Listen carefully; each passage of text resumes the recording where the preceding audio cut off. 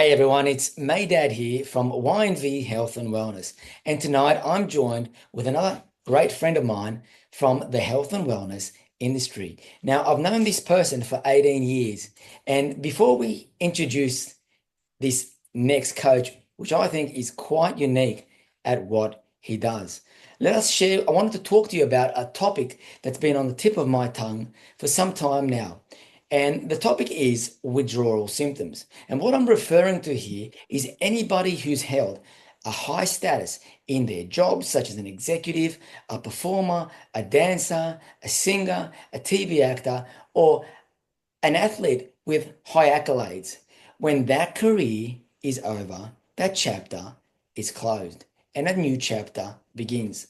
Unfortunately, during that transition, most men today don't have the psychological makeup, the tools, and the skill set to facilitate that transition properly.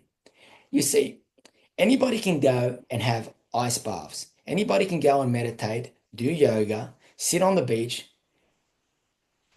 eat well and have a great diet and nutrition, exercise, and do so many great things which are so positive for us. However, very few people can peel the layers of the onion and get down to the root cause to treat the problems. And what I'm referring to here is when withdrawal symptoms do come about, especially when a person is in their 50s or beyond, such as these great executives, or a lot of executives and people working in high jobs, and some of these young athletes from the age of 30, 35, they are too young or uneducated in having the right skill set and having the right tools to deal with a transition in moving on to the next chapter. And what this leads to is substance abuse, drugs, alcohol, depression, and before you know it, maybe even suicide. The moral of the story is this: it's very easy to wash an onion, but to peel the layers bit by bit and get down to the root cause is something that is harder and really requires a lot of attention and discipline from oneself to avoid themselves from being prone to these internal dialogue that they receive all the time. But in saying that, let's move on. And I'd like to introduce you to this great friend of mine who, his name is 𝙤𝙤𝙤𝙗, who is a gymnastics and a pole dancing coach. Sid, we haven't spoke for a little while, but it's great to see you here tonight. And how you doing? Pretty good. Well, had better days, but yeah. Okay, it's good to see you, Sid. Yeah. I wanted to ask you to share a little bit with our audience, a little bit about your journey before becoming involved in gymnastics and the pole dancing coach. What can you tell us a little bit about your journey growing up, where you grew up, some of the studies that you did, and some of the things that's part of your journey? Well, I grew up in Daceyville, Pagewood. It's a very crime-riddled area, and I got involved in quite a lot of silly and stupid things. But I'd say at the age of my mid-20s, I took an interest just first in martial arts, in kickboxing particularly. And that's when I went to several gyms, including yours. We had a lot of great times there. And from there on, just take, as I said, the word art, martial art, I just found like I got so immersed into that all the other things that went on from there, such as the yoga and the movement, artistic movement and all that, were primarily things that were extrapolations of that. You know what I mean?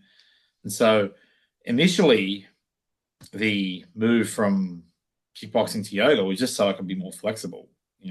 I just wanted to be more flexible. I used to watch Jean-Claude Van Damme and things like that and think, wow, I'd love to be able to kick like that and everything. And so that's when I got into yoga whilst at the same time going to kickboxing, your gym. There was a gym before that. And I was doing those two things at once, and for a while I got really immersed in yoga. Can I ask you, Sid, I know you've been really artistic in the past as a young man growing up. Can you share a little bit about that? Well, that was like when I was very young, I was just always drawing because my mum still is a very good painter, and my dad, before he passed away, well, ostensibly was a musician. So I've been drawing from a very young age. I've always been able to draw, and I took a huge interest in graffiti art specifically. Unfortunately, there's a lot of negative things that go along with that art form, not just it being illegal, but the other habitual things that are a part of graffiti culture, not just a hip-hop thing. And so, yeah, I was doing that for many, many years, found myself in and out of trouble with the law, but I just always loved the art form. And even to this day, I still do it, but I've found obviously more healthy and more productive ways of expressing myself as opposed to the not so healthy things, the self-destructive things that go along with it. But yeah, the graffiti was more of I think it was a carryover from drawing.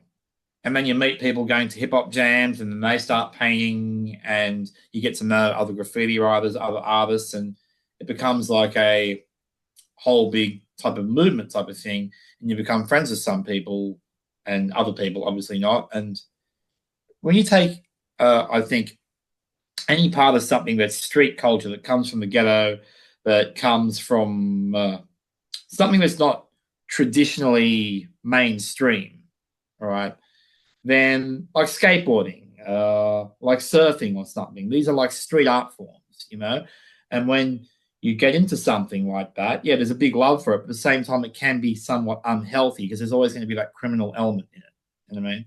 So yeah, but the graffiti thing was more towards self-expression, but as I said, there's also a lot of unhealthy parts to it, and I went through almost every facet of it, definitely.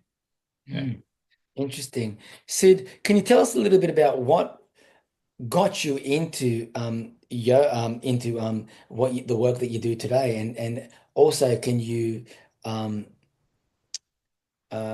explain to us what it is you do today? Well, it's been a huge, I'd say, transcension. It's been something that I look at movement as art. See, like, here's the thing, and I say this to people, like, when I'm either training people, because I'm always at Bondi Beach. I've been there now for a very long time, right?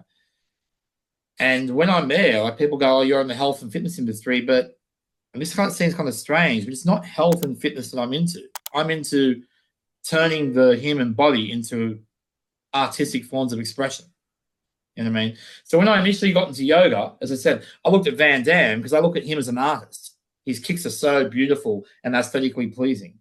And I look at the same as even a boxer who has amazing technique. So it was first started from just doing yoga for a very long time, subsequently becoming a yoga teacher, doing so many different yoga teacher trainings, about 10 of them, learning off several different yoga teachers, a lot of them now who I actually don't agree with, but that's besides the point. And then when you find out, okay, there's a much more creative part to advanced, or I say there's no advanced yoga, but some more difficult yoga poses. And I found that I had a lot of things in my body, either due to my genetics or due to some predispositions that weren't able to do it. But I was always vicarious in being able to, how would I teach that to someone else, even if I could not do that? And one thing that I was very actually good at was not really doing all these positions, even in my prime. Like, I did get rather flexible. I did get rather strong. I had a couple of cool arm balances and things like that. But what I excelled in these yoga courses was how to adjust, how to manipulate a human body. And I don't mean manipulation as in using someone, but how to get their body into very difficult, strenuous positions that is right specifically for them.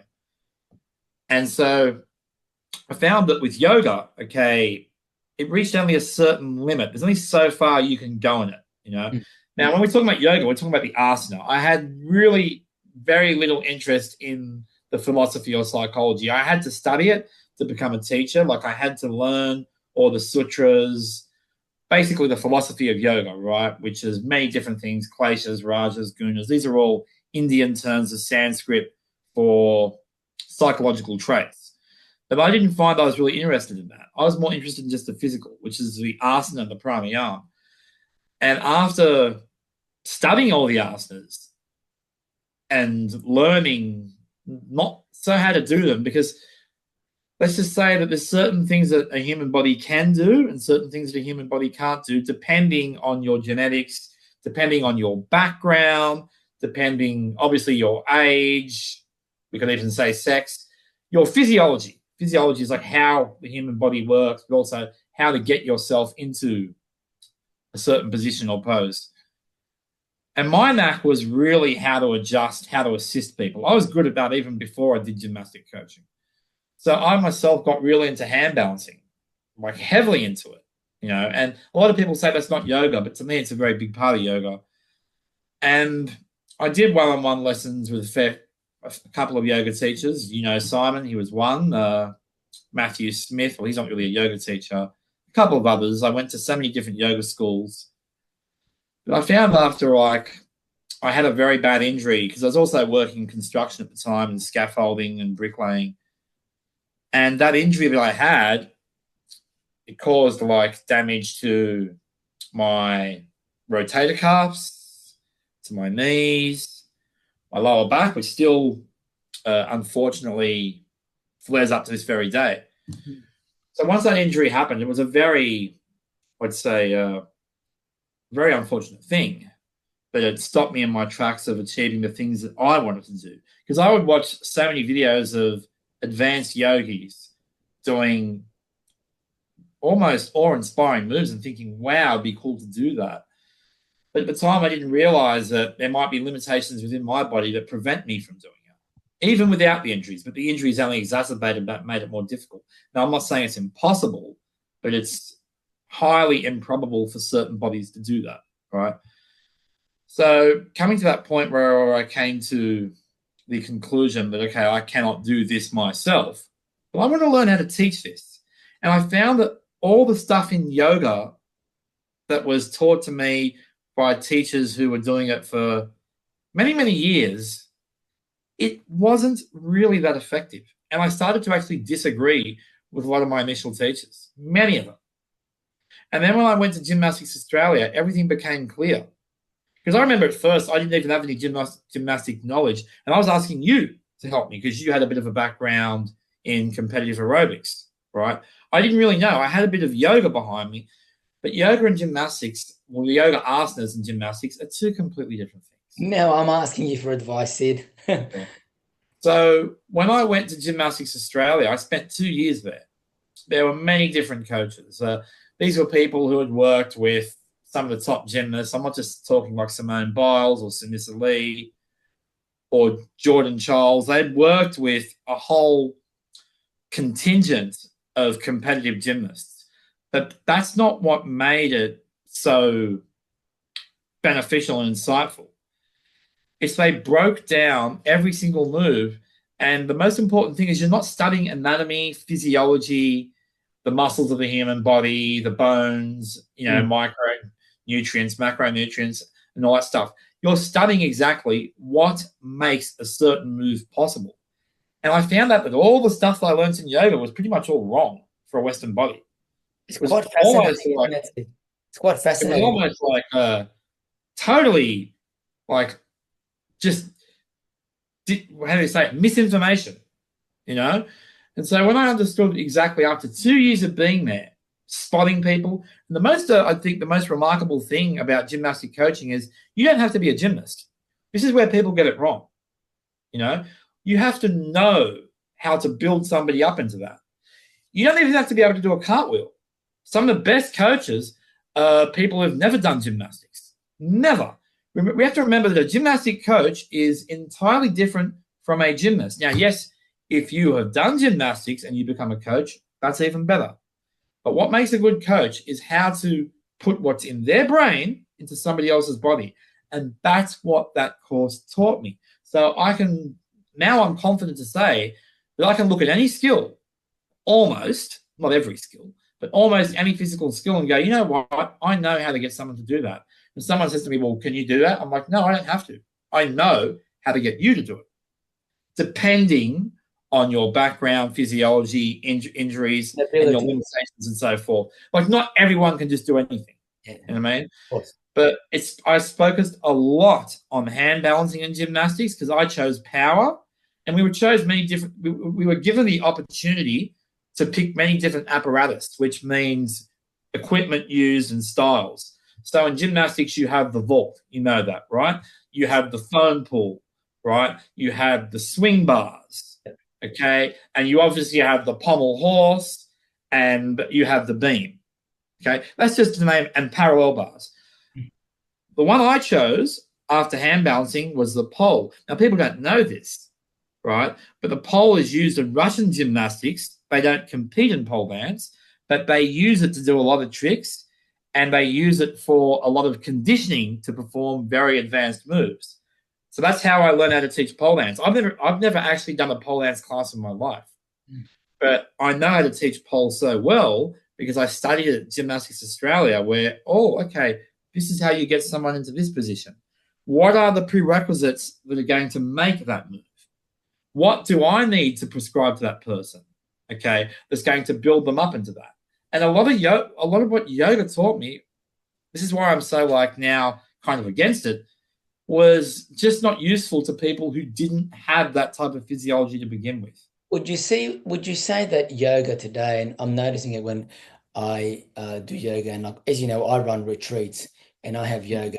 The yoga that we have at our retreats is usually down on the beach and that, and it's beautiful. It's a lot. They work on breath work, they work on mindfulness, meditation, and movement, but it is just gentle. There is no real great awareness. And as you articulated with what you just said, understanding what you're doing and how you're moving, and then a progression from that to something so advanced as the stuff that you got my daughter Leilani to do, or my son when you were training them. And as you said, you could have got them a lot further depending on that person's ability and natural physiques, diligence and many things like that. Yeah. But what you're talking about, it depends on what the person's interest or what the person's goals are or where the person's mind is. Like I said, I'm into artistic skills. I look at it as physical graffiti because being a graffiti artist, right? So my interest is not in normal yoga poses, but normal everyday yoga, what's known as hatha yoga or vinyasa yoga, is good for normal people. That just doesn't interest me because I'm interested more in circus stuff. I'm interested more in the mind-blowing stuff that you see in Circus Soleil. I'm not interested in that. Even though I cannot do it, I'm more blown away by the stuff that, let's say, earthly population can do, But for normal everyday people, no, I think yoga is a good thing. I think it is. It just doesn't interest me. That's all. I just don't have any interest in it. So when people come to me going, you're a yoga, and I've had this quite a lot of times, right? I've had people go, but you've been teaching yoga for such a long time, but I don't call myself a yoga teacher anymore because that's not what I teach anymore. I did teach that for a long time, primarily when I was teaching your kids. I was a yoga teacher back then, and I've taught, I can't even count how many studios I've taught at, probably more than 300. I've done subs for them. I worked there permanently. Some of them worked out, some of them didn't. But I'm not that person anymore who's really interested in yoga. And when I was teaching there, they always used to wonder, why was this guy trying to get people into handstands or arm balances when that was too hard for anyone in the class to do, So for normal people, it's great. I would never say for normal people not to do it. And there is a lot of awareness in yoga. It does teach intelligent movement. It does teach alignment. It does teach the right engagement. Or depends on the teacher. You know what I mean? Again, you could say that it actually could be worse. It depends on the teacher, who is teaching it, and how it is taught. And I'm also a big believer that yoga classes shouldn't be too big and that there should be hands-on adjustments. First of all, I think that if someone has some psychological, I don't want to say problem, but something that they're carrying from their past or some trauma, right? I wouldn't say don't do yoga, but maybe they should look at a specific type of yoga, because if they're not getting hands-on help, if they're not getting, some people are so uncomfortable, like they're so dismissive about being touched. You know what I mean? When they need to look at it like, okay, this is to assist you to understand, to move your body into alignment that's right for it. Because maybe you cannot extend your shoulder. Maybe you cannot retract or protract. Maybe you cannot get your head closer to your shins or something like that without the added assistance. Now, a lot of people in today's yoga are totally against hands-on adjustments. And I just think, well, you don't have the body of a dancer. You know what I mean? You don't have like the body of your daughter. Your daughter doesn't need hands-on adjustments. She doesn't. But the normal person does. But So when I hear you speak, sorry, Sid, I hear you talk about something really deep and beautiful. And what I'm referring to is the mindfulness, artistical mindfulness of mind and body connecting and understanding what's going on and then building and building. It's not just like, as you said, yoga is a beautiful thing. And to an extent, yeah, there's a lot of mindfulness to an extent to certain levels. But what you're talking about with the stuff I've seen you do with the balancing act, acrobats and stuff that you're doing with people that you not me doing, my students doing. My students. Yeah. But the fact is this. Look, I'm 55 years young and I can no longer do what I used to do, but I understand the art of boxing. I don't see it as a violent or a physical sport, or even though it's, there's a lot of movement and requires a lot, very demanding on the human body.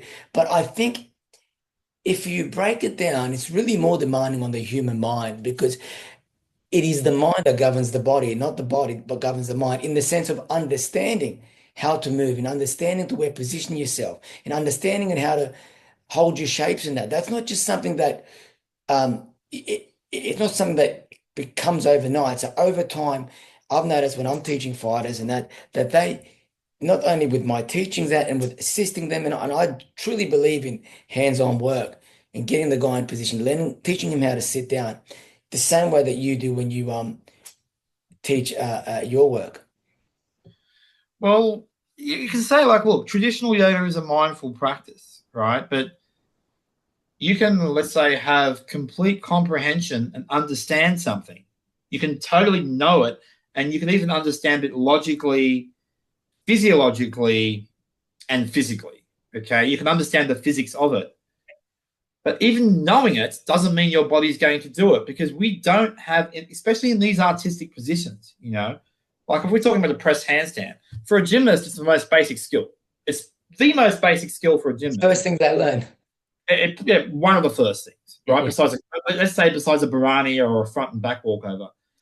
But for a yogi, it's a highly advanced skill. It's super advanced. Yeah. It's extremely advanced, right? And then you've got people who know it. They understand it physically, they understand it technically, but why can't they do it? It's because a lot of what's taught in yoga is only the technique. And when you're only learning technique and you're not learning where your individual problems are, like I had this talk with you before, like traditionally there's a term in yoga called 𝙈𝙤𝙮𝙗 bandha, which is basically trunk and core stabilization. Now, back in the yoga schools, they used to tell us that 𝙈𝙤𝙮𝙗 bandha was so important for hand balancing. Come to find out, it plays almost no role.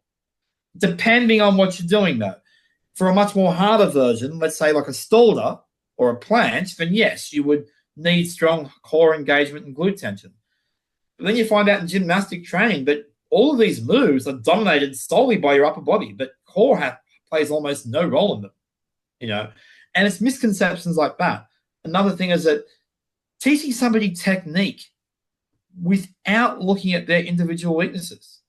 But then again, like I said, these movements aren't really that important to yoga, depending on what the person wants. That's why I stopped calling myself a yoga teacher, because I don't want to teach basic, what are they, externally standing rotated poses, warrior ones, warrior twos, downward dogs. I have no interest in that. And even when I was getting heavily into yoga, I lost interest in that a long time ago. I like to teach contortion, again, hand balancing, and especially pole. I find now teaching pole probably one of the most physically challenging things ever. Even though I know a lot about it, I realize that what I know is just a speck of sand. Whereas I can confidently say now, without a shadow of a doubt, that when it comes to hand balancing and yoga, anything that's off the pole, there's very little I don't know. Almost nothing. There'd be almost nothing I don't know about it because there's limitations with it. It's pretty cut and dry. You see a move. What does a person have to do to achieve this move? Where is their weakness? You spot them in the move. You build up their strength. You find the drills that build the skills. They're generally the same for most people, but a lot of people can't enter those drills unless they have the required flexibility, both active and static, and the required strength, which we call progressive overload. Now, if a person has that and they want to achieve this skill, I can confidently say that I can build them up to it realistically within about a year and a half.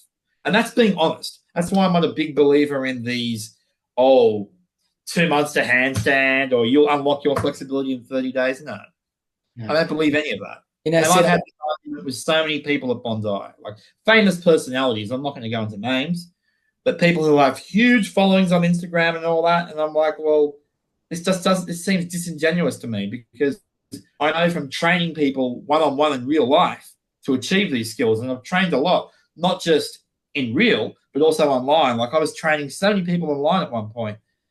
And it takes at least a year and a half to get a basic press. And that's a basic press.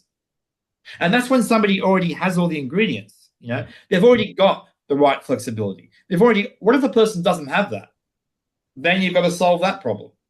You know what I mean? So I can carry on for days. There's so much that goes into it. But again, this is not yoga. This is more a special niche market. You know what I mean? People who want to learn what we call the cool stuff, the hard stuff, the fun stuff. And you're not going to find that in classes. You're not. And some workshops do it, but I find the people who even run those workshops, I hate to say it, and people perceive me as arrogant, but it's more education. But 80% of the people who run those workshops don't know it. My main teacher, who we both know, I will say it 100%, he doesn't have a clue on how to teach it. Yeah, I think, what's really interesting. His word was the gospel. I used to think he knew everything, but when you learn about people who've been teaching it for 20, 30 years, who have been in the industry who've traveled all over the USA, Ukraine, have been training Cirque du Soleil athletes, and you pay $20,000 for a course, and you learn from them on how to teach it, like, oh my God, everything that I thought I knew about this was wrong.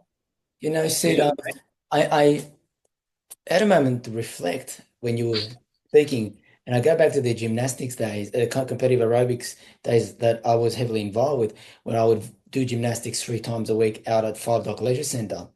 And our coach was a guy called Tim Lloyd. He was a rugby player, so he couldn't do gymnastics to save his life.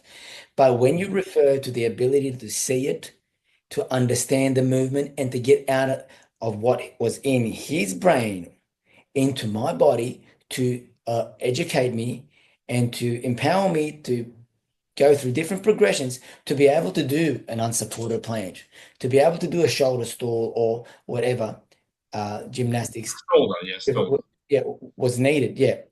And that's quite unique. And that's what makes a great teacher. And that's what I love about the work that you do. I mean, you admittedly said that you can't planche, you don't do shoulder stalls, your body's just... Stalder, to say stalder or press handstand, stalder. Yeah. Stalder, yeah. But you have the education and the tools to get what's into your head to educate the student to be able to facilitate and progress, take on different progressions and subscribe to exercises needed according to their weaknesses. And one of the things that Tim Lloyd referred to, and I'm sure that it'll ignite something in you, is a person is only as strong as his weakest link. I heard that so many times from Dimitri Zorin. He said the same thing. But he also said something that as a human being, it's not a great quality in your everyday life. But as a coach, it's so important. Right? As a coach, it's probably one of the most important things. But as a person, no. You don't want to live your life imaginary, like in an imaginary state, like you're living through someone else. But if you're a coach, there's a word called vicarious. It's such an important thing. But if you're a human being, no, you don't want to live for other people. But as a coach, you need to have this quality. you need to be vicarious that you are in their body. You know what I mean? What would you do if your body was as healthy as theirs? How would you go about it? You know what I mean? You got to have passion, drive, and you need to be vicarious. These are the three things. If you are vicariously living through your student in terms of the skills, not their personal things, of course not.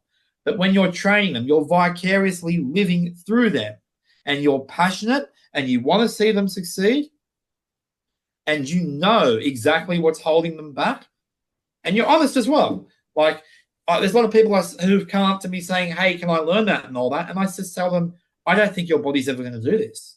I'm upfront with them. I don't tell people this whole thing that, oh, you believe it, you can do it no matter what.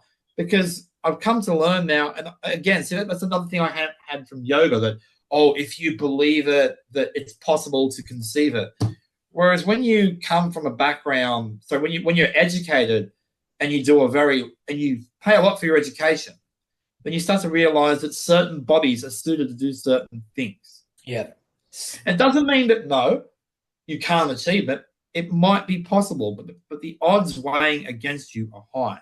So not when just people come to me, but when I see people just kicking up to handstands or trying to do certain positions on the pole and so forth, first thing I'll say to them is like, okay, you need to first make sure you are open in this area and strong in this area. You can apply that strength to the skill. That's what it is. You know, a lot of people don't do that. Actually, most people don't do that. They just go for the skill, or they just build the strength. Like, calisthenics has become so huge in Bondi. It's immense. It's monumental. You know, it's a magnitude, and a lot of the calisthenic stuff just comes straight from power gymnastics. All their moves, their front levers and back levers, they're practiced on the rings in gymnastics, or they're practiced on the swing bars. The muscle up, or in gymnastics, we don't even call it a muscle up. We just call it a pass through. You know what I mean? We obviously know that planches are coming from gymnastics. We obviously know that human flags, which we call Iron X, comes from gymnastics. And the difference with gymnasts was they would work on every single thing, whether they were in their teens or younger. They would make sure that their body was as flexible as a ballerina, but with the strength of Arnold Schwarzenegger. That's one of the things that Dimitri Zoran would say over and over. He would just say, you must have the strength of an Olympic weightlifter, but with the flexibility of a ballerina. Now, these things in calisthenics are totally ignored. It's all just focusing on the pulling strength, the pushing strength, the flexibility components, the mobility components, and I think the physical prerequisites are left out. So what you get there is people who are ostensibly doing it, but it just doesn't look clean and correct to the eye of a coach. You know, Sid, when you look at it, the term we both use today, you're only as strong as your weakest link, it's such an important term and a strong term to refer to. I don't know, when we were doing competitive aerobics, anything from, you talk about being as flexible as a ballerina and as strong as, you know, a power lifter or a bodybuilder, and that really strong. Our training involved sitting in the splits for 5 minutes. It involved you doing the Pommernhorst, doing the parallel bars, and then holding static positions like the planks and stuff like that. So when I look back at this, I find, and it wasn't just a planche on the front, it was on the side, it was on the elbow, it was on my arm. Everything in my body, every little muscle was strengthened to a state that when I did planche, or when I did do a V press or a pike press, or I did any gymnastic move, everything had good, solid foundation. There were no missing. Exactly. And that's it's really interesting today. I mean, like, and I in having this conversation, I didn't realize until now, Sid, how much my mind has in common with yours in regards to my boxing. Because when I teach the mind, but when I teach the mind, I make sure it's connected with the body to facilitate the movement the way it needs to be facilitated, from the feet up, not from the hands down, but from the feet up, because it's the feet in boxing that gives you that strong base and build that strong foundation. Like building a house, you always put down a foundation first before you Need the build infrastructure. anything else. Infrastructure, yeah. Exactly that. And I find another thing that's within this art forms is that people go to advanced skill. And again, it comes down to having the basics down first. And it's kind of like strange in a way that you'll find people who are doing skills that are considered in gymnastics semi-advanced, and in calisthenics they skip the ones beforehand. Like I see so many times at Bondi people doing a seesaw handstand push-up, which is a pretty hard move, or a tiger handstand push-up, right, which is also done in advanced yoga. We see Dylan Werner do that. And it's like, well, these guys first haven't even got a clean handstand, or they haven't even got a press handstand, but they've gone straight to the harder skill. I see guys who can planche, but they have not built up the flexibility to do a press handstand. I see people who are trying to do IMX or the human flag, but they haven't learned the basic skills in pole dance to do an Aisha or a butterfly. Do you or think? Do you think part of them? It's like, I guess everybody's on their own journey and on their own course, but it's probably because they just. I don't mean to sound a little bit negative, but it's a little bit egotistical. They just want to go off and do what they want to do, and maybe it's lack of discipline, maybe it's just a little bit ignorant, but I just, whatever it is, obviously you've got the eye to see, all right, I know what that person is trying to do, but from seeing this, I can see what they're missing. I mean, I see guys trying to check, doing things in boxing and stuff like that, and they're trying to look cute and stuff like that. And I understand what they're trying to do. And although their intentions are good and they've got good motives to do what they want to do, they don't understand why it's done, how to do it, how low they need to be, how side on they need to be, where to sit inside the pocket, and what really that particular trap or that particular maneuver or exercise is actually used for. And Yeah, exactly. Like I say in power gymnastics, the press handstand is a gateway to the planche. Obviously you need your L sits and your A frames and your tuck planches, but these things are all gateways to the harder skills. And I also find, here's another thing that I find is a huge dilemma or a big problem in artistic sports, whether it's calisthenics, pole dance, or gymnastics. Well, gymnastics, if we're talking to gymnastics, they're taught correctly from the get-go. The people who are ostensibly getting into that, you have people who can do it really well, but are not that good at teaching it. Like I see some guys at Bondi who are very strong, immensely strong dudes, and then they're giving advice to someone on how to do a muscle up, and it's like, well, this person hasn't even built up a fraction of your strength, and you're trying to give them all these techniques on how to muscle up. You haven't even assessed whether they've got pull-ups up to their abdomen. You know what I mean? You haven't even assessed whether they've got good leg raisers or good candlesticks, or what's their pushing strength like? What is their progressive overload and lifting weight? You haven't assessed any of that, and you're just helping them, slotting them into a muscle up. Now, spotting is a great thing, but at some point, a person has to get away from being spotted for a skill. For a drill or anything that requires flexibility, spotting is always going to be there. Intensifying the person's stretch, adding more weight into them for a drill, yes. But for a skill, eventually you want to get away from spotting them altogether. And I know lots of people, I'm not going to go into names, but who've been practicing one skill now for almost 6 years at Bondi, because they've been taught by people who are very strong. And these people call themselves coaches, but in my eyes, that's not a coach. First of all, they're not certified. And I'm not saying you have to be certified to coach. Now that I know all this stuff, sometimes I wonder, could I have figured it out without it? I don't know. Maybe I could have. Maybe I couldn't have. But I know that to coach something is not about showing someone how to do it. Again, it's looking at them and seeing where their weaknesses are, and then getting to a point where you're not just spotting them, but you're giving them a clear pathway on how they're going to get there. And if someone is just seeing you do something because you're very strong and you can do all this stuff, but they've been trying to do it for 7 years by copying you and by listening to the advice of these people, then that's a disservice. That's not helping them. But then again, it comes down to their prerogative. If they're just there to have fun, fair enough.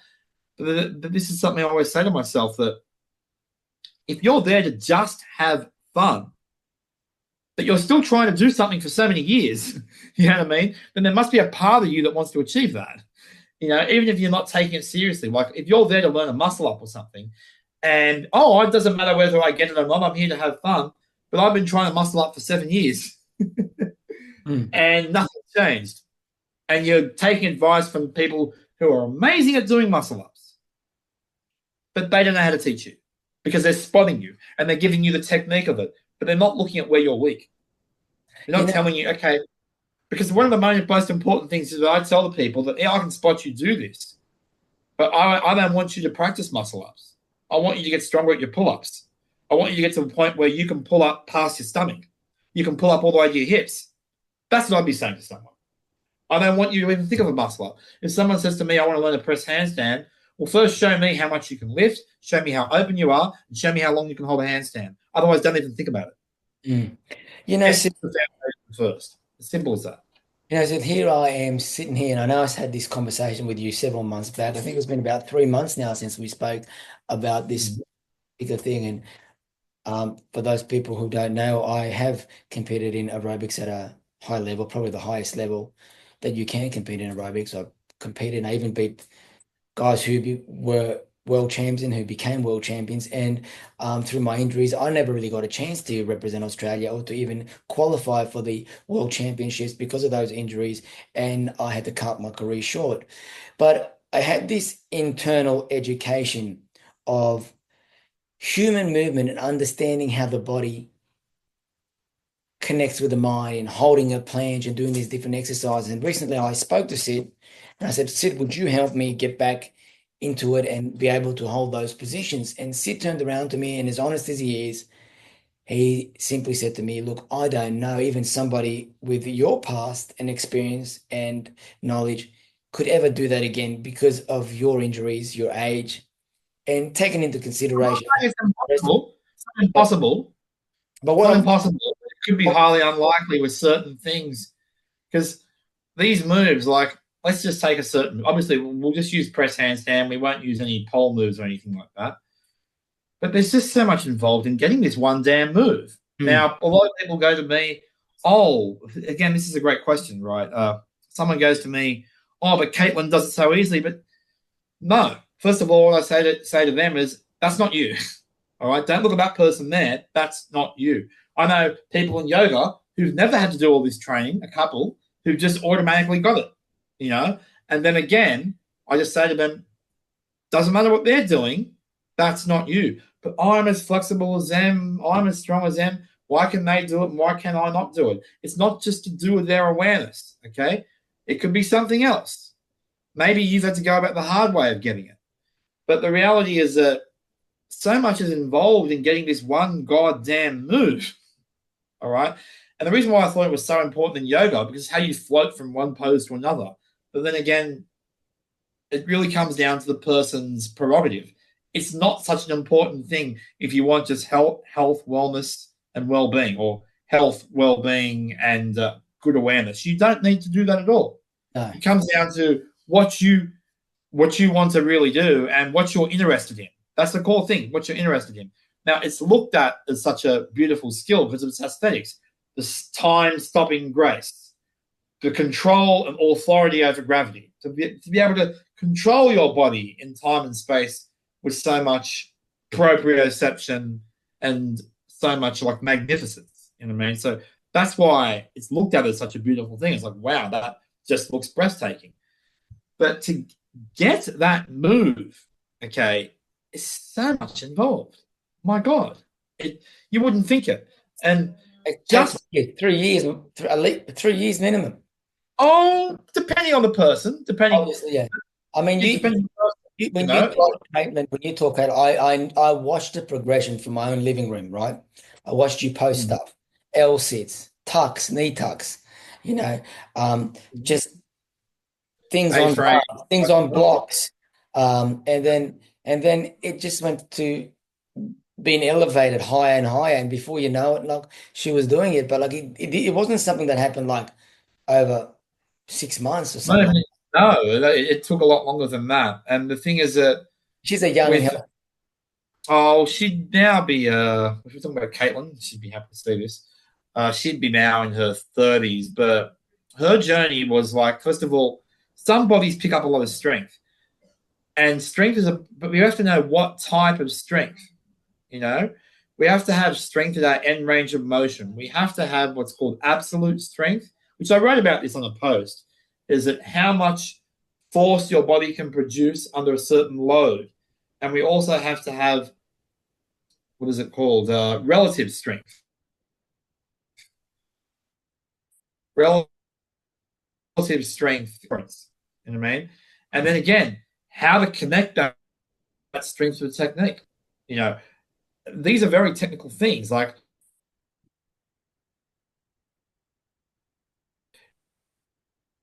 You keep cutting out, Sid. I can't hear you.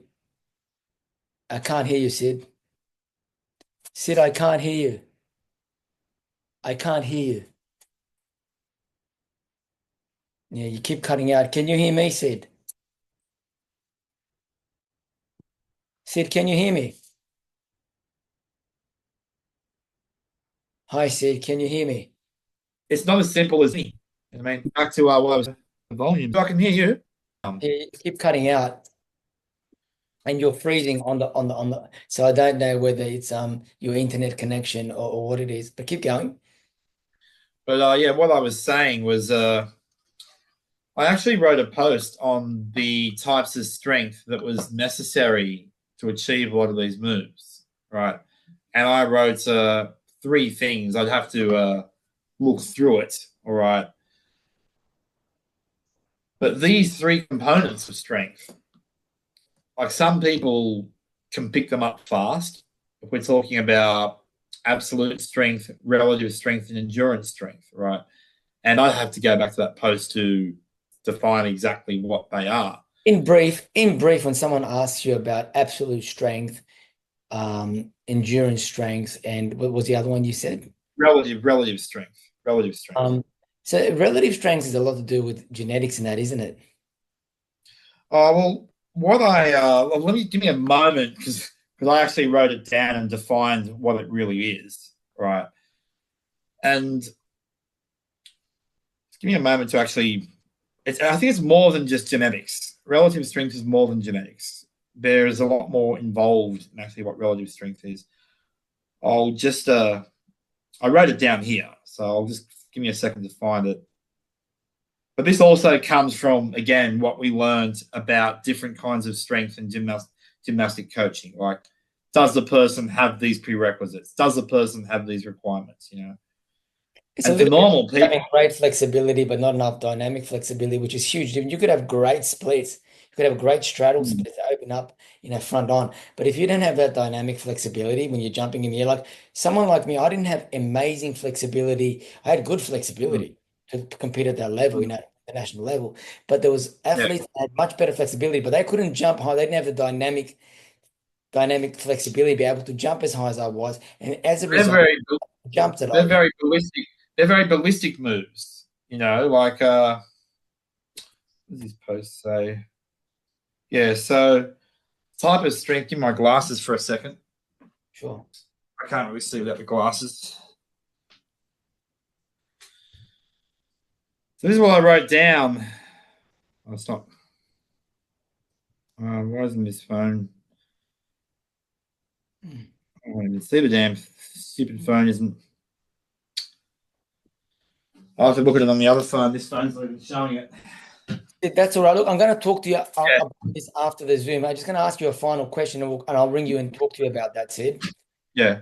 Can you share with some of our viewers, if any of our viewers watching this back want to learn a little bit more about the great work that you do, if they want to look you up on social media like Instagram, Facebook, or website or something, where do they look you up, or how do they get in contact with you? Well, I'm just basically on Instagram. I have two accounts. I have my main page, which is a Sido and gymnastic coach that has quite a relative following. They get in touch with me there. And I have recently integrated my art page with pole dance. So that only has a small amount of followers. But I'm mostly on that page. But Instagram is where to get in touch with me. And you can say Facebook, but What's your Facebook? What do you go by as Sid Erwin? Yeah, just Sid Owen, but there's not really much content on Facebook. Most of my content is all on Instagram. Like all of it's on there. You know, you'd have to go by Sid Owen on Instagram, or I have my art one, which is the blue collar 6ix9ine, which is I put all the artwork on there and all the pole dance on there. You know, so I've actually been focusing more on that page. Okay, well there you go, everybody. It's been a pleasure talking to Sid.